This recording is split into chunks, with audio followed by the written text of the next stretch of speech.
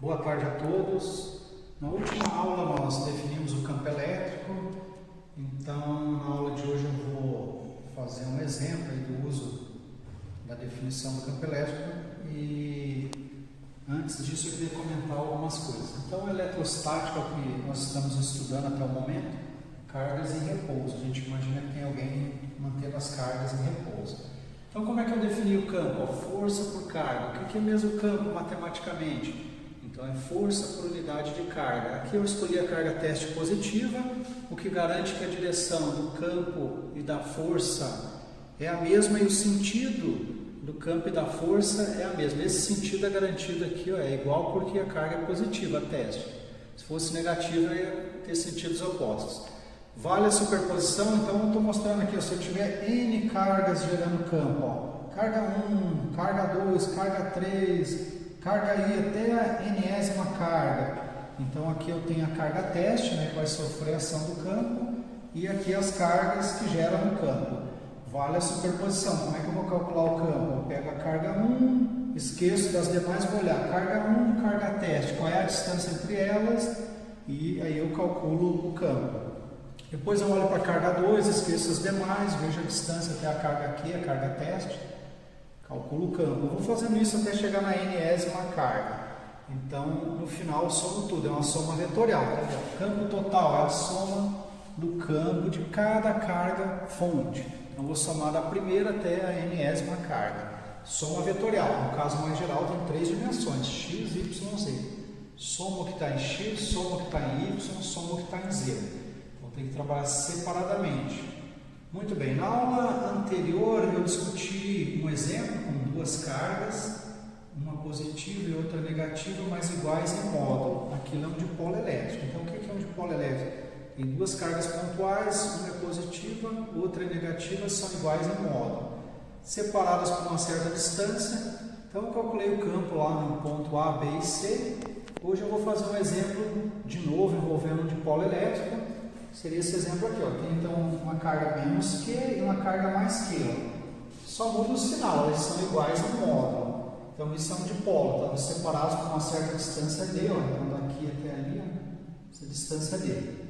Então aqui eu desenhei o X, o Y, e eu vou calcular hoje, nesse exemplo, o campo elétrico produzido por esse dipolo lá no ponto P. Então eu estou marcando aqui, ó, seria a origem, ó, da origem até o ponto P, tem uma certa distância Y. Qual é o campo naquele ponto? Então antes de calcular o campo, só lembrando, qual é a importância do dipolo elétrico? Ele é muito importante porque, por exemplo, a molécula de água, embora ela seja neutra, quer dizer, somei a carga, deu zero, as ligações químicas da molécula fazem com que tenha um deslocamento de carga. A gente poderia representar assim, ó, lá na molécula tem uma parte que tem carga positiva na extremidade da molécula e na outra negativa. Então tem uma pequena separação entre as cargas. Então, a gente diz que a molécula de água é muito parecida com o dipolo elétrico, é um dipolo elétrico. Qual é a distância de separação na água? 4 vezes 10 a menos 11 metros. Então, o fato de as cargas, elas poderiam estar bem no centro, mais e menos, só que elas estão separadas. Essa pequena separação produz um campo. Nós vamos calcular aí qual é o campo de um dipolo. E esse campo é muito, muito importante. Por exemplo, quando a gente coloca o sal de cozinha na água, ele dissolve por causa disso, porque a água, as moléculas de água são dipolos, então elas vão aplicar uma força elétrica, ou dito de outra maneira, as moléculas de água geram um campo elétrico, e esse campo aplica forças. Quando eu boto o sal, ele separa lá, né? Na, Cl-. Então a água é um bom solvente por causa disso, né? Por ser um dipolo. Então isso é fundamental para a vida, né? Que a gente lembra que o ser humano, eles falam que é feito principalmente de água, né? Alguns falam 75% de água, 80% de água.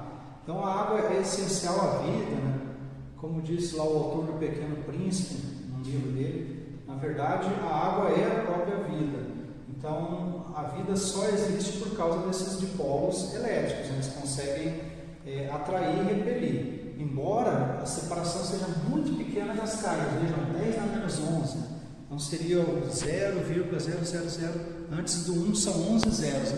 Então essa minúscula separação produz um pequeno campo ou uma pequena força, e essa força é muito importante, né, na química da vida, na bioquímica. No micro-ondas também, né? Micro-ondas, forno, lá é uma ideia aproveitar isso.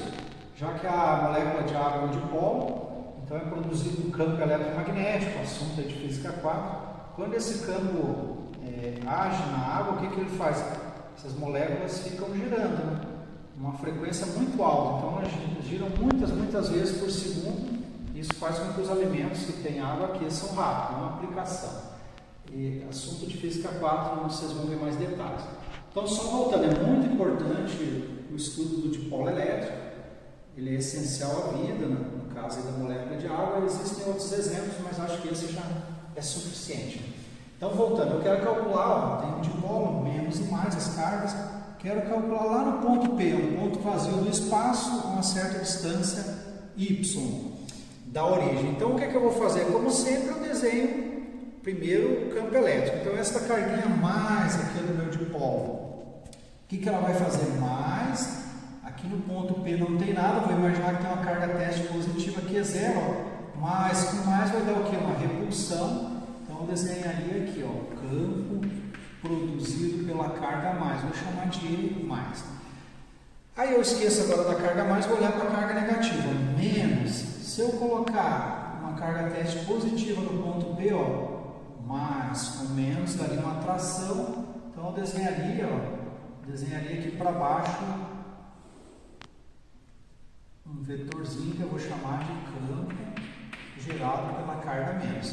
Então notem, né, que a distância da carga Q até o ponto P ela é menor que a distância da carga negativa. Então eu teria que fazer um pouquinho menor aqui, ó. Vou fazer um pouquinho menor o vetor. Então, produzido pela carga positiva, como está mais próximo, vai dar um pouquinho maior do que produzido pela carga negativa. Então a gente costuma seguir esse procedimento, desenha as forças que estão atuando. Neste caso estão todas ao longo do eixo Y, que bom, né, que eu não preciso decompor nada, facilita a minha vida. Então qual é o campo total? A gente está sempre desprezando as forças gravitacionais, que eu discuti lá na primeira aula, quando eu apresentei a lei de Coulomb, né, que as forças gravitacionais são desprezíveis, então, considerando só forças elétricas. Qual é o campo total no ponto P? Então, é o campo produzido pela carga mais, vou somar com o campo produzido pela carga menos. Então, como é que eu calculo o campo dessa carga mais? Como eu defini na última aula, né? Para uma carga pontual, o campo é, como é que é? Só relembrando aqui, ó. O campo é a constante, módulo da carga, distância até o ponto ao quadrado. Então, vou colocar lá, ó, constante K, módulo da carga mais, distância entre a carga mais e o ponto. Então, vou olhar na figurinha. Sair daqui até o ponto P, qual é a distância? Ó?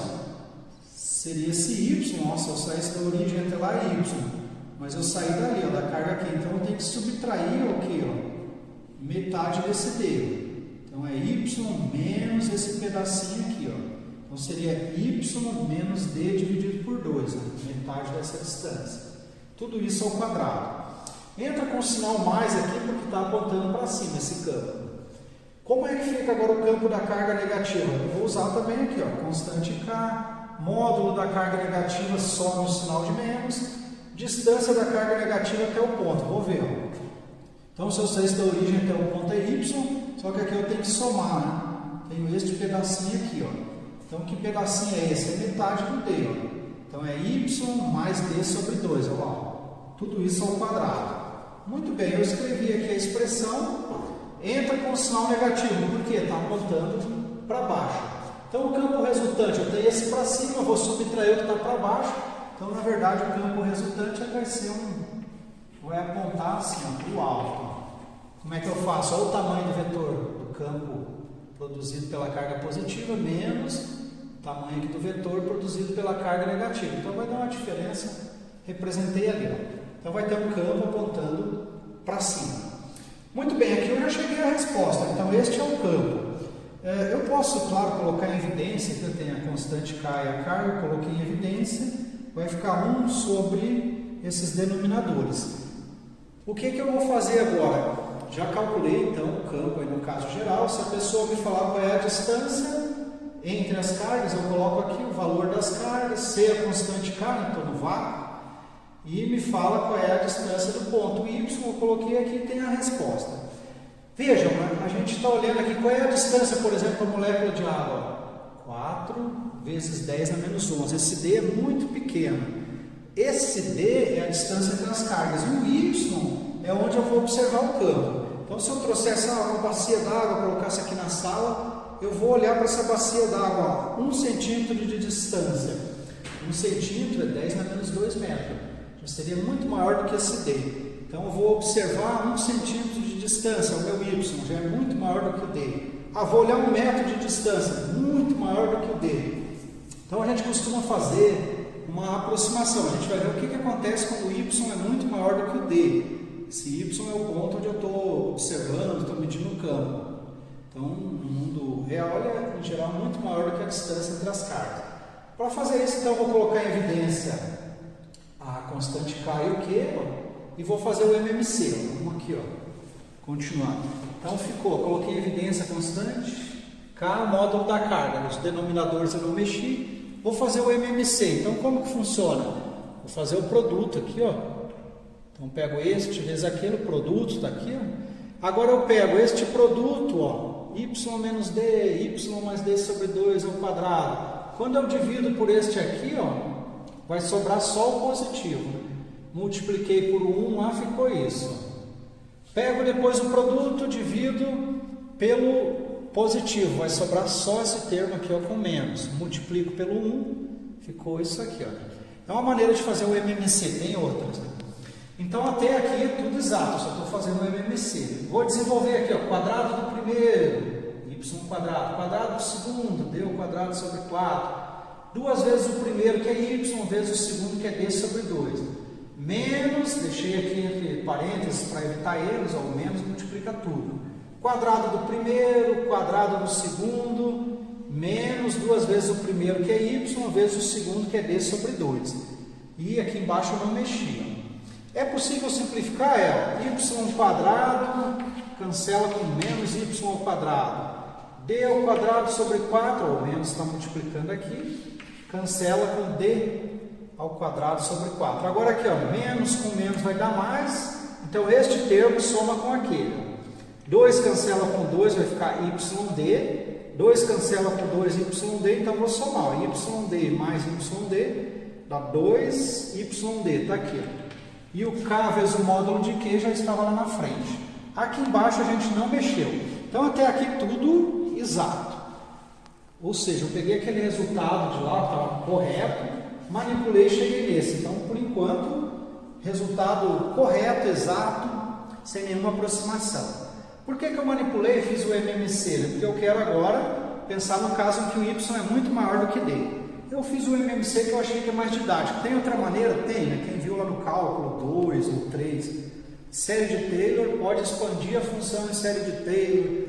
Aí analisar o que acontece quando o Y é muito maior do que D. Mas para evitar essas questões matemáticas e ser didático, eu usei o MMC, que acho que é mais direto e um pouco mais didático. Então agora eu vou fazer uma aproximação. Vou supor que o Y é muito maior do que o D. Lembrem, o D para a molécula de água, 4 vezes 10 na menos 11. Quem é o Y? É onde eu vou medir o campo, onde eu vou observar. Então pode ser a 1 metro da molécula de água, já é muito maior do que o D. Então meu Y seria esse 1 metro. Pode ser a 1 centímetro já da molécula de água, já é muito maior do que o D. Então essa aproximação é boa. O que acontece então quando o Y é muito maior do que o D? Vou olhar na minha fórmula aqui. Então eu vejo aqui em cima, tem um produto, eu não vou fazer nada, deixo aqui o D e o Y. Mas onde tem soma ou subtração, eu posso ou usar as ideias de limite do cálculo e analisar, ou então, em física, a gente costuma fazer de maneira direta. Olha, se eu tenho Y e ele é muito maior do que o D, o que acontece? Eu vou pegar o D, que é menor do que o Y, vou dividir ainda por 2 e somar. Então, quer dizer, somar D dividido por 2 ao Y não altera em nada. Aqui embaixo é como se fosse só Y quadrado. Aqui, quando eu vou subtrair o D, que é muito pequenininho, um valor muito pequeno do Y, não altera o Y. Então, aqui embaixo ficaria, eu cancelo esse D sobre 2, esse B sobre 2. Só faço isso porque é uma soma e uma subtração. Se for produto ou divisão, aí já é outra estratégia, tem que ter mais cuidado. E aqui eu não faço nada, só o produto. Então eu vou copiar o que está aqui em cima, ó. 2K módulo de Q dy, copiei ali, ó. Aqui embaixo, como eu disse, sobrou y quadrado, escrevi lá. Aqui eu coloquei o símbolo de aproximado, que agora já não é igualdade, é aproximadamente isso. Estou fazendo uma aproximação, embora muito boa, eu estou indicando que não é o valor exato. O que eu vejo, né? Y. Aqui eu mantenho a base, somos expoentes, vai dar y na quarta. Só que tem um y lá em cima, então y lá de cima com y na quarta vai sobrar y ao cubo aqui embaixo. E lá em cima ainda sobra 2K módulo de Q e o D. Então este é o campo produzido por um dipolo de maneira aproximada. Por que eu estou fazendo a aproximação? Porque a gente sempre olha, sempre mede o campo no Y muito maior do que o D. E também porque agora vai ficar mais claro o que acontece, qual é o comportamento do campo. Então, olhando para essa expressão, o que eu vejo? O campo de um dipolo, como é que ele se comporta? Ele vai a zero com a distância ao cubo. Então, esse y é a distância, ó, vamos olhar na figurinha, o que é o y? É a distância, ó, do centro do dipolo até o ponto onde eu estou analisando o campo. Então, daqui, da origem, centro do dipolo, até o local onde eu estou medindo o campo. Então, quando eu tenho duas cargas pontuais, em geral, né, a força entre elas cai com a distância ao quadrado. O campo elétrico também cai com a distância ao quadrado, só que quando eu arranjo daquela maneira ali que eu chamei de dipolo elétrico, que as cargas têm o mesmo módulo, o que acontece? Ó, o campo diminui com a distância ao cubo. Ou seja, o campo vai mais rápido a zero do que no caso de duas cargas que não seriam dipolos, cargas com módulos diferentes. Então, essa aproximação me permitiu ver isso. Ó. Então, depende da carga, né? De uma só das cargas que entra aqui, o módulo da carga, a distância entre as cargas, e esse y é a distância onde eu estou medindo o campo. A gente costuma definir o momento de dipolo dessa maneira. P é a carga, uma das cargas do dipolo, vezes a distância entre as cargas. Então, definição, esse é o momento de dipolo. Não confundam lá com física 1, que tem um momento linear, o P, que é massa vezes a velocidade. Aqui é o momento de dipolo, carga vezes a distância. Por que eu pego a carga de um só? Uma só das cargas do dipolo, não pego as duas. Os alunos já me perguntaram, se eu pegar as duas cargas, quais são? Uma é mais, outra é menos. Se eu pegar a carga total do dipolo, dá zero. Mais que, com menos que. Então, para não zerar todas as expressões, eu escolho pegar só a carga positiva, só o módulo de Q. Aqui eu tenho a definição do meu momento de dipolo, então em módulo, eu tomei o módulo, ficou P, módulo da carga, distância entre as cargas. Quais são as unidades do momento de dipolo no sistema internacional de unidades? Então eu vejo que aqui é coulomb, né, carga, e D é a distância em metro. Então no sistema internacional tem essas unidades. Como é que a gente representa esse vetor? Normalmente a gente faz ele apontar da carga menos para a carga mais, é uma escolha. Se for o momento de dipolo, eu desenharia aqui um vetorzinho. Então meu dipolo, menos que, mais que, indo da carga menos para a carga mais. Usando essa definição de um momento de dipolo, então vejam, aqui está a carga vezes a distância, então isso é o P, ó. Eu escrevo assim, ó, 2K, isso é o P, dividido por Y ao cubo. Então, esta é uma fórmula aproximada, vale quando o Y é muito maior do que o D. Vamos desenhar até aqui, ó, como é que fica o momento de dipolo. Na figurinha original, então eu estaria aqui, ó, apontando da carga menos para a carga mais. Ó. Então, aqui estaria o meu momento de dipolo.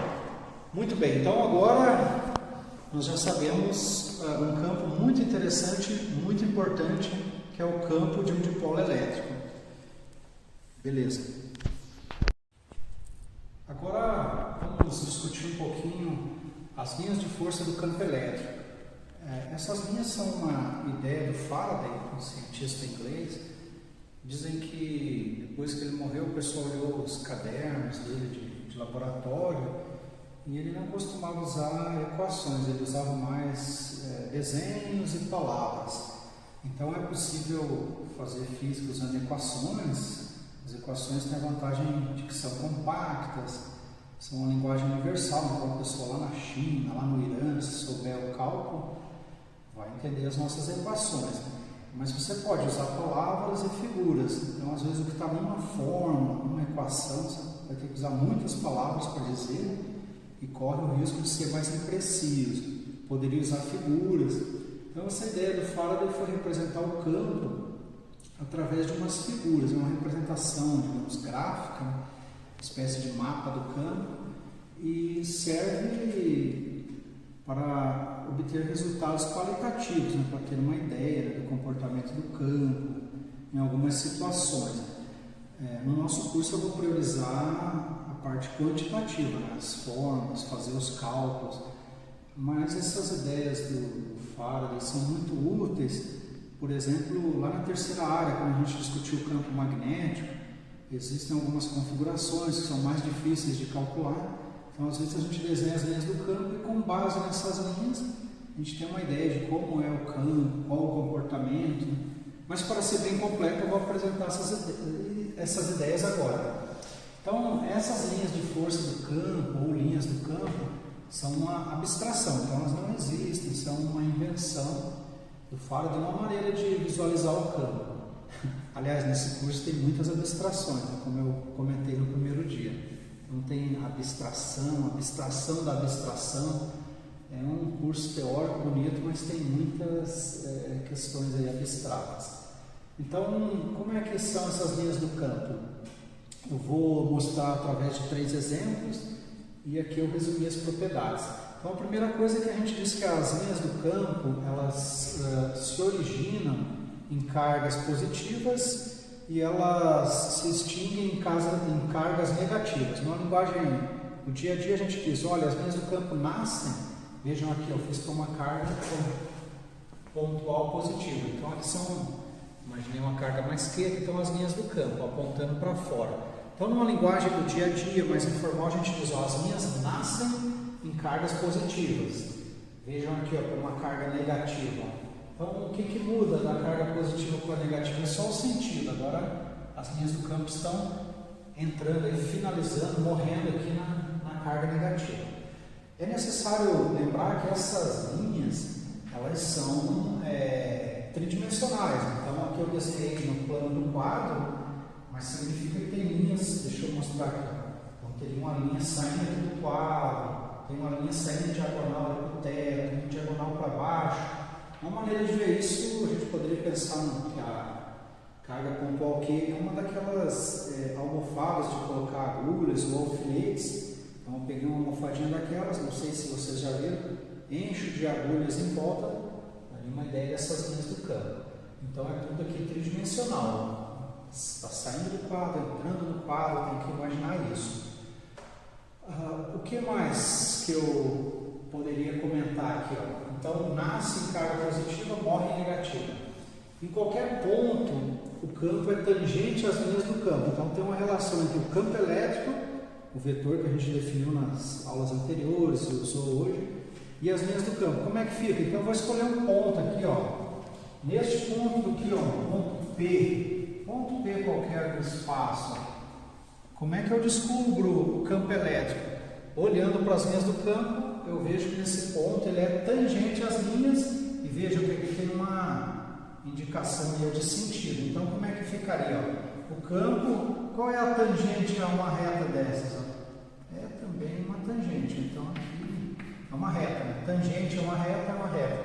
Então, o campo elétrico estaria apontando ao longo aí dessa linha de força do campo. Como que ficaria o campo elétrico aqui? Ó? Então, a tangente a uma linha reta dessas, uma linha reta, então eu teria o campo aqui. Claro, eu desenho um pouquinho menor porque ele está mais distante. Então, em qualquer lugar eu posso desenhar o campo, lembrando, o campo é tangente a essas linhas do campo e ele está apontando no sentido dessas linhas. Aqui, ó, por exemplo, como é que ficaria? Ó? Qual é o campo elétrico bem aqui? Ó? Então, o que eu faço? Qual é a tangente a uma linha reta dessa? É uma linha reta, então eu desenharia aqui. Então, aqui está o campo elétrico. Então eu posso escolher, e nesse ponto, como que fica o campo elétrico? Então, em qualquer lugar do espaço, sabendo as linhas do campo, eu posso desenhar o campo elétrico. Vejam aqui, eu fiz para um dipolo. Então, as As linhas nascem na carga positiva, morrem na negativa. Como é que ficaria o campo elétrico? Bem aqui, ó. Então agora não é uma linha reta, tem uma linha curva, ó. Então aqui tem que ser tangente. Campo elétrico ficaria tangente. Só lembrando lá do cálculo, o que é a mesma reta tangente? É a reta, né, que toca, né, num ponto da curva aí, ó. Tangencia, toca aqui num ponto da curva. Como que ficaria o campo aqui, ó? Também, né? Tangente, só que menor, que está mais distante. Então, o campo elétrico ficaria aqui. Neste ponto aqui, como é que fica o campo elétrico? Eu faço também a tangente, ó. Eu estou marcando o campo aqui, ó, no sentido dessas linhas. Então, eu posso, sabendo as linhas de força do campo, desenhar o campo elétrico em qualquer lugar. Vamos voltar lá, ver mais propriedades. O que tem aqui de propriedade? As linhas do campo não se cruzam. Em cada ponto do espaço, eu vou lá desenhar um vetor campo elétrico. Agora imagine se as linhas se cruzassem. Então teria aqui a linha 1, aqui a linha 2. Então qual é o linha 1, linha 2 do campo? Qual é o campo elétrico neste ponto? Então eu não saberia, será que o campo aponta lá em diagonal para cima ou em diagonal para baixo? Então o campo nesse ponto teria dois sentidos possíveis, né? Duas direções possíveis. Então por isso essas linhas nunca podem se cruzar. Em cada ponto do espaço eu tenho um campo bem determinado, com um modo, uma direção e um sentido. Então por isso que eu não poderia, ó, linha 1 e linha 2 se cruzando. Neste ponto, como é que eu desenho a tangente? Vou fazer a tangente para lá ou para baixo? Então, por isso que elas nunca podem se cruzar. E uma última propriedade, ó, onde as linhas estão mais próximas, mais compactas, o campo é mais intenso. E onde elas estiverem mais afastadas, o campo é mais fraco, menos intenso. Vamos olhar aqui na figurinha. Perto da carga, o que eu vejo? Se eu estivesse dando a volta aqui em torno dessa carga, se eu estou a uma pequena distância, ó, eu vejo aqui, ó, que as linhas estão próximas. Agora eu vou me afastar um pouco, ó. Se eu estivesse me deslocando aqui, ó, a distância, vejam, duas linhas, como é que é? A distância vai aumentando. Quando eu me afasto da carga, eu sei que o campo cai com a distância ao quadrado, a carga pontual, né? Só lembrando como é que é mesmo o campo dessa carga pontual. Constante módulo da carga, distância da carga até o ponto, cai com a distância ao quadrado. Então eu começo a me afastar da carga, o campo vai diminuindo, vai a zero, ó, inverso da distância ao quadrado. Mas vejam que as linhas também, ó, elas vão se afastando. Então quanto mais distante da carga, mais afastadas estão as linhas, ou seja, o campo é mais fraco. Então quando eu olho para um mapa ou para as linhas de força do campo, eu vejo onde elas estão mais próximas, o campo é mais intenso. Aqui, ó, perto da carga, mais intenso, me afastei, o campo vai caindo, as linhas vão se afastando. Finalmente aqui, ó, entre as cargas do dipolo, mais, essa é uma carguinha mais Q, aqui menos Q, né? Seria mais Q esta carga, outra ali, ó, menos Q. Entre as cargas, vejam, ó, as linhas estão próximas, quer dizer que o campo aqui é mais intenso. Comecei a me afastar, olha o espaço entre as linhas, vai aumentando. O que significa isso? Que o campo está diminuindo, né? A gente calculou o campo de um dipolo e viu que cai com a distância ao cubo. Aqui eu não continuei o desenho, mas essa linha ela iria lá no alto, fecha aqui, essa outra também vai lá no alto, finalmente essa no meio vai até infinito, essa vem de menos infinito. Então eu teria que continuar o desenho aqui, ó. Eu só desenhei algumas para a gente ter uma ideia. É uma figura também tridimensional. Poderia girar no espaço, então tem linhas saindo aqui do quadro e voltando, tem linha lá por trás do quadro. Então é uma maneira de visualizar sem fazer contas. Eu faço um desenho, com base nesse desenho eu consigo obter informações sobre o campo, a direção do campo, sentido do campo, se o campo é mais ou menos intenso. Então vocês vocês devem pegar o livro e olhar, os desenhos no livro são bem melhores que os meus. Olhem com cuidado, normalmente a gente acaba até memorizando aqui de cargas pontuais positiva e negativa e de dipolo, que a gente usa bastante. Na terceira área eu vou falar lá do dipolo magnético, que é um ímã, então vou voltar a falar dessas linhas do campo. Mas na maior parte do tempo aqui no curso eu vou ficar calculando mesmo, quantitativo, usando a definição, o que é mescando, força por carga. Mas às vezes eu uso também essas linhas de força para ilustrar, para entender melhor o problema. Então era isso que eu queria relembrar de linhas de força do campo para ser completo. Então por hoje era isso. Uma boa tarde a todos.